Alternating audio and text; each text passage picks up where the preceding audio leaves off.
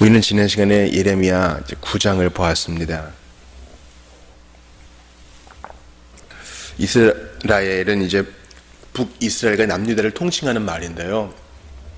주님께서는 이미 이제 북이스라엘이 멸망하셨지만 남유다를 또 이스라엘이라고도 부르시기도 합니다. 근데 이제 어떻게 호칭을 부르든 간에 그들의 그 총체적인 타락은 예레미야를 눈물 뿌리게 했다는 것이죠.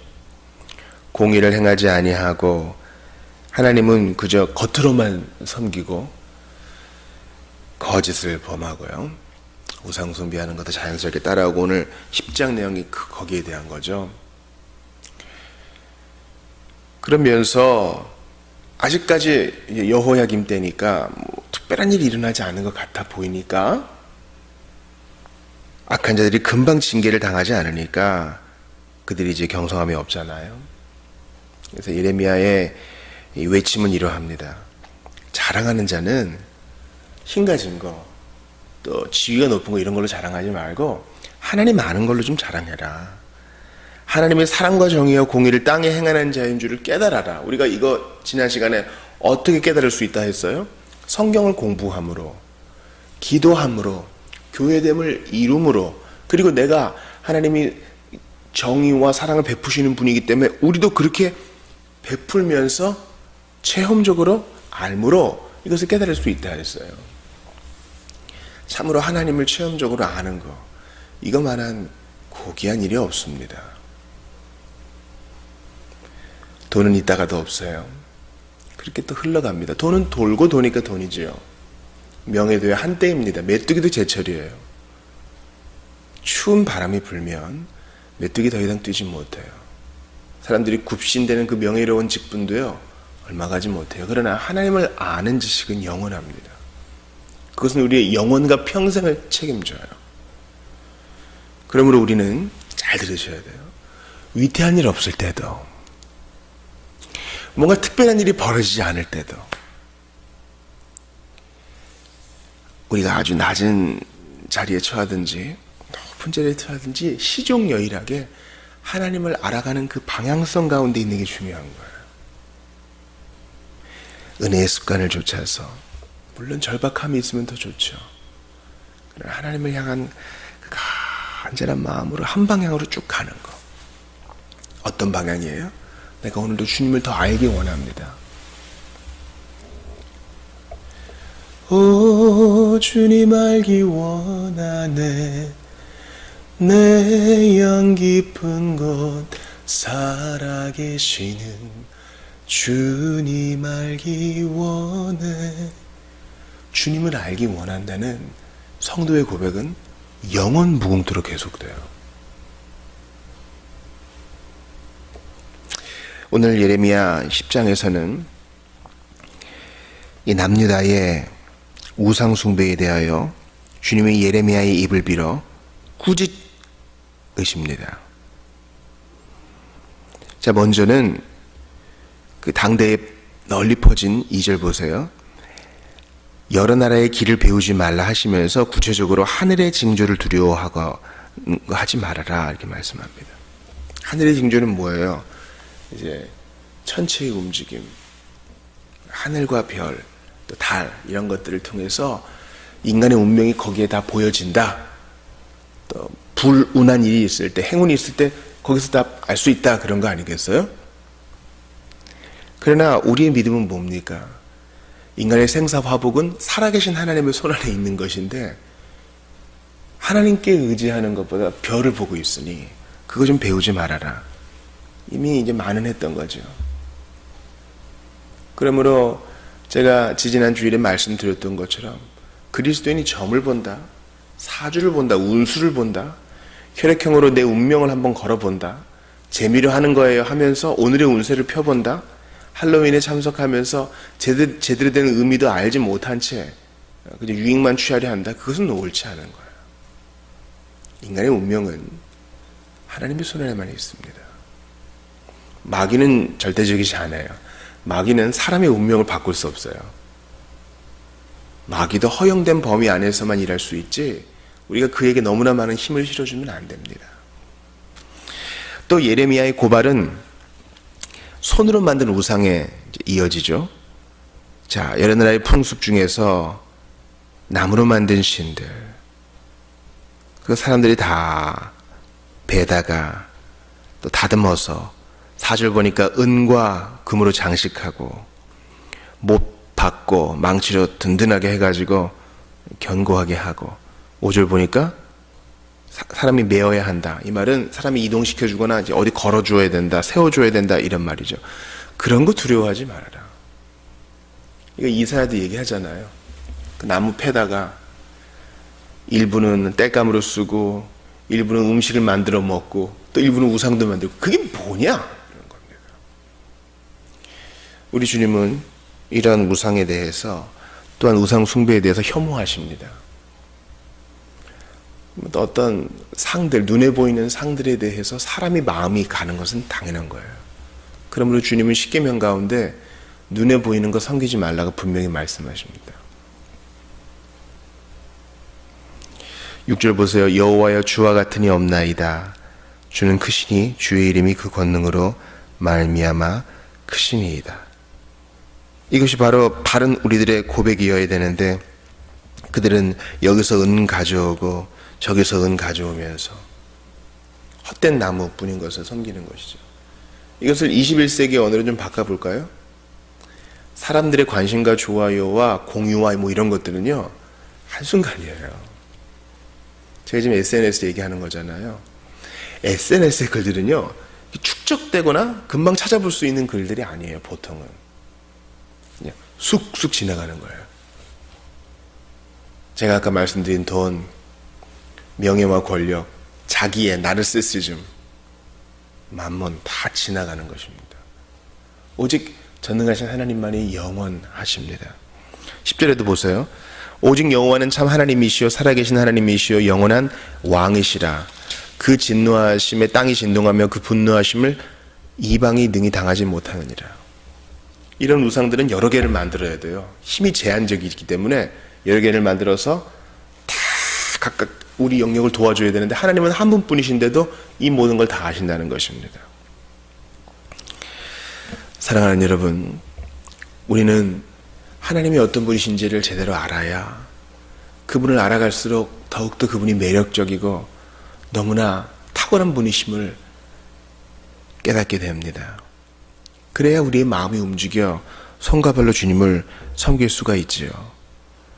주님은 그들을 향하여 너는 나의 산업이다 이렇게 말씀하세요.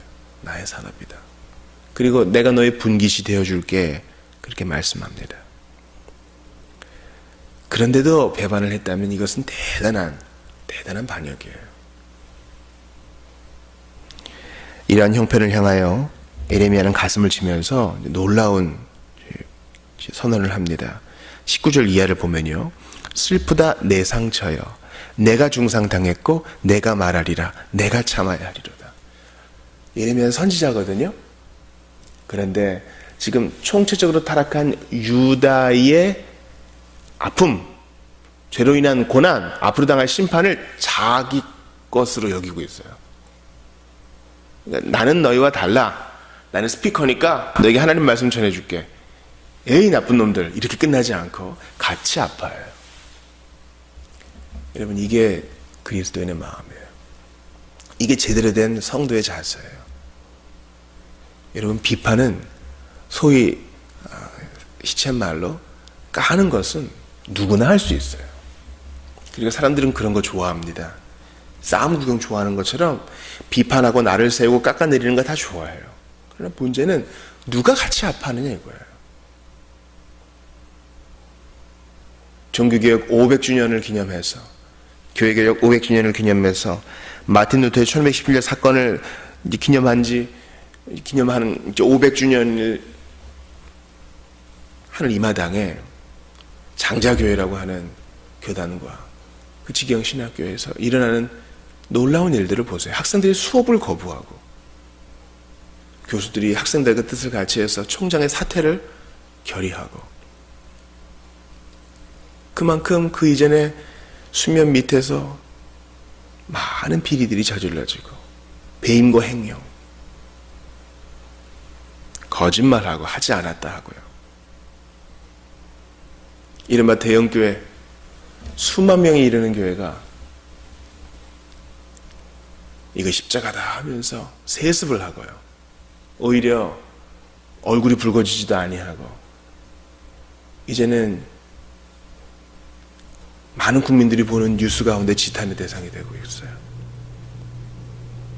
여기에 대해서 성도들 역시 얼마든지 얘기할 게 많지 않겠어요? 정보가 있으니까. 그러나 그게 우리의 모습이라는 것, 보편교회의 모습 중 하나라는 것을 기억하면서 어찌 이럴 수 있느냐 하면서 예레미야처럼 가슴 아파하는 자가 누가 있겠어요? 우상숭배도 마찬가지예요. 아이고 말도 안 되는 거 깎아 만들고 아유 참 나쁜 인간들, 바보 같은 인간들 그렇게 욕하고 넘어가면 쉬운 일이죠. 그러나 이른바 교회의 지체라고 하는 사람들 중에도 그렇게 하는 사람들이 있단 말이에요. 시험을 앞두고 머리 감는 걸 두려워한다거나 이사 하나 할 때에도 나를 잡아야 한다거나 기쁜 일이 있을 때는 슬픈 일이 있는 곳 쪽에 가지 말아야 된다거나 세상 흉주에 놀아나는 것이죠. 그런데 그것이 일부 약한 지체의 모습이 아니라 바로 나의 아픔이다라는 것을 공유하면서 같이 가슴을 치는 거, 이게 우리의 자세예요. 공감! 예수님은 우리의 아픔을 공유하시고 우리의 죄를 공유하셔서 죄 없으신 분이 친히 하나님의 형벌을 받으셨습니다. 예레미야도 그런 모습을 보여주고 그리스도의 구속을 받은 우리도 이러한 모습을 보여주어야 합니다. 같이 울어주는 거. 욥의 친구들처럼 비판하고 손가락질하는 것은 또 분석하고 후벼파는 것은 누구나 할 수 있어요. 그러나 친구야 얼마나 힘드느냐. 그래서 오히려 말을 줄이고 같이 눈물을 흘려주고 밥 먹는 자리에 같이 있어주고 그가 눈물 흘리는 자리에 그저 자리를 지켜주는 거. 이게 진짜 그리스도인됨 아니겠어요? 20절 보세요. 이 공감은 계속됩니다. 내 장막이 무너지고 나의 모든 줄이 끊어졌으며 내 자녀가 나를 떠나가고 내 장막을 세울 자, 내 휘장 칠 자가 없다.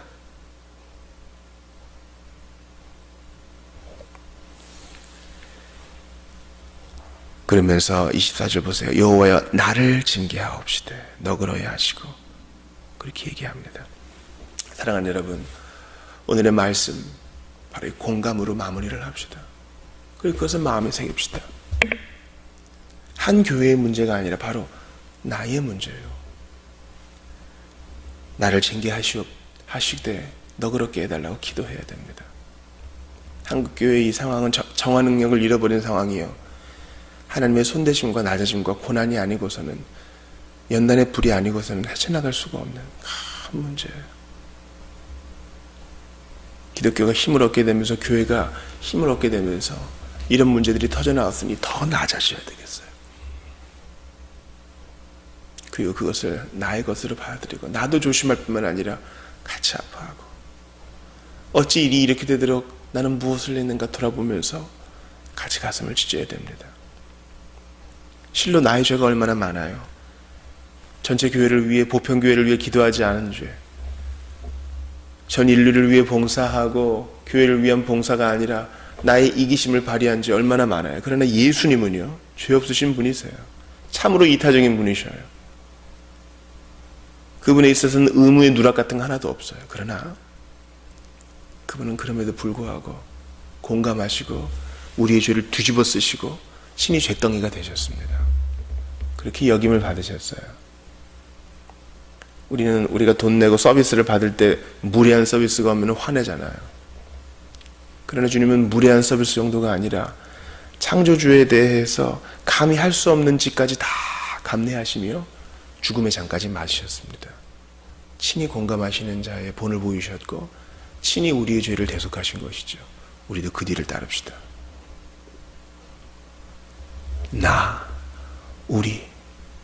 우리의 죄임을 기억하면서 주여 나는 의로운데 쟤들이 잘못했습니다가 아니라 주여 나의 죄이옵나이다, 우리의 부족함이옵나이다 인정하면서 오늘도 겸손히 주님 앞에 살아가시는 여러분들 다 되시기를 바랍니다. 기도합시다. 하나님 아버지, 주께 감사와 찬양 드립니다. 오늘 귀한 말씀 주시고 저희에게 도전하시니 감사합니다.